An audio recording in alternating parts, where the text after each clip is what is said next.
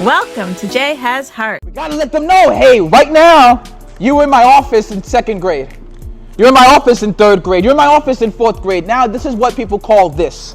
This action, it's called being a bully. And a bully is someone, a human being, who always tries to hurt or scare another human being, who looks smaller or weaker or who acts differently than the bully. See, someone in here said to themselves, I'm big and you're small and I'm gonna bully you.